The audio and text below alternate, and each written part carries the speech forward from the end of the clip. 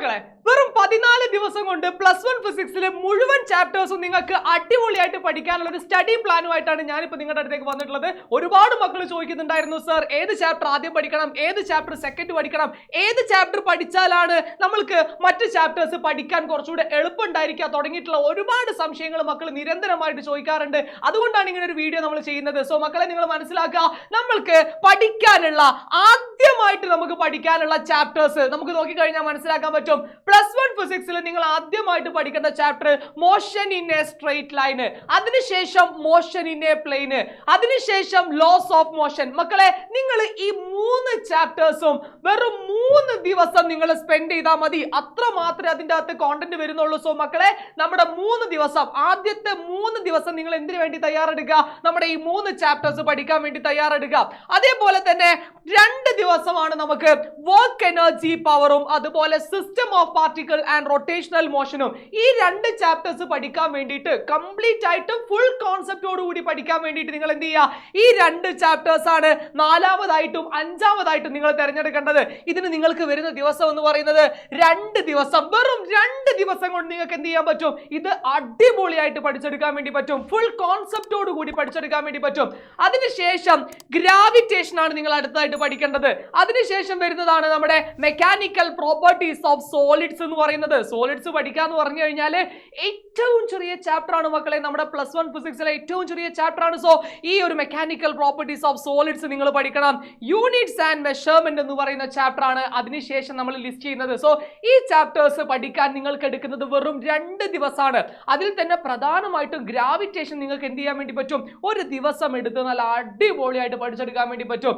Then അതിനുശേഷം നമുക്ക് വരുന്ന ചാപ്റ്റർ ആണ് നമ്മുടെ തെർമൽ പ്രോപ്പർട്ടീസ് ഓഫ് മാറ്റർ എന്ന് പറയുന്ന, സാധാരണഗതിയിൽ ഒരു 3 മാർക്കൊക്കെ വെയിറ്റേജ് വരുന്ന ചാപ്റ്റർ ആണ്. Okay, thermodynamics, kinetic theory. ഈ 3 ചാപ്റ്റേഴ്സിൽ കുറച്ച് അത്യാവശ്യം പഠിക്കാനുള്ളത് നമ്മുടെ തെർമോഡൈനാമിക്സിലാണ് കോൺസെപ്റ്റ് വൈസ് നോക്കുകയാണെന്നുണ്ടെങ്കിൽ.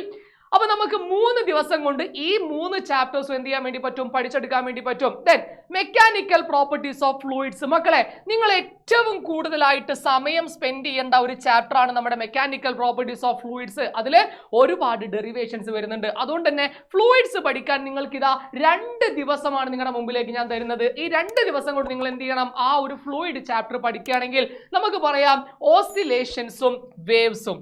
ഇതാണ് നമ്മുടെ അവസാനത്തെ 2 ചാപ്റ്റേഴ്സ്, ഓസിലേഷനും വേവ്സും. ഓസിലേഷന് 3 മാർക്കും വേവ്സിന് 4 മാർക്കുമാണ് പബ്ലിക് എക്സാമിന് ഉണ്ടായിരിക്കുക. സോ ഇത് പഠിക്കാൻ നിങ്ങൾക്ക് വരാം 2 ദിവസമാണ്. സോ മക്കളെ നിങ്ങൾ ഈ ഒരു 14 ദിവസത്തെ ഒരു അടിപൊളി പ്ലാനുമായിട്ട് നിങ്ങൾ മുമ്പോട്ട് പോവുകയാണെന്നുണ്ടെങ്കിൽ വെറും 14 ദിവസം കൊണ്ട് നിങ്ങൾക്ക് ഫിസിക്സ് അടിപൊളിയായിട്ട് പഠിക്കാൻ വേണ്ടി പറ്റും. പിന്നെ അതേപോലെ തന്നെ ചോദിക്കും, സാറേ ഫിസിക്സ് മാത്രം പഠിച്ചാൽ മതിയോ, ഞങ്ങൾക്ക് ബാക്കി സബ്ജക്റ്റും കൂടെ പഠിക്കണ്ടേ എന്ന് ചോദിക്കാറുണ്ട്. മക്കളെ നിങ്ങൾ ഫിസിക്സിന്റെ കാര്യമാണ് ഞാൻ എന്താക്കിയത് ഈ 14 ദിവസം കൊണ്ട് പറഞ്ഞതെങ്കിലും ഇതിനിടയിൽ തന്നെ നിങ്ങൾക്ക് എന്ത് ചെയ്യാൻ പറ്റും? ഫിസിക്സ് പഠിക്കുന്ന അതേ ദിവസം തന്നെ നിങ്ങൾക്ക് മാത്സും പഠിക്കാൻ വേണ്ടി പറ്റും. കംപ്ലീറ്റ് ആയിട്ട് 24 അവേഴ്സ് നിങ്ങൾ ഫിസിക്സ് ഒന്നും അല്ല പഠിക്കുക. നിങ്ങൾക്ക് എന്ത് ചെയ്യാൻ വേണ്ടി പറ്റും? ഇതിന് പുറമെ ഫിസിക്സ് പഠിച്ച് കുറച്ചു നേരം കഴിഞ്ഞാൽ മാത്സ് പഠിക്കാം. പക്ഷേ ഫിസിക്സ് നിങ്ങൾക്ക് എന്ത് ചെയ്യാൻ വേണ്ടി പറ്റും? ഈ ഒരു പ്ലാൻ പ്രകാരം നിങ്ങൾ മുമ്പോട്ട് പോയി കഴിഞ്ഞാൽ നല്ല അടിപൊളി മാർക്കിലേക്ക് നിങ്ങൾ എത്തിക്കാൻ വേണ്ടി പറ്റും. ഒരുപാട് സക്സസ്ഫുൾ ആയിട്ടുള്ള ആളുകൾ, ഒരുപാട് നല്ല മാർക്ക് വാങ്ങിയിട്ടുള്ള കുട്ടികൾ എല്ലാവരും എന്ത് ചെയ്യുന്നുണ്ട്?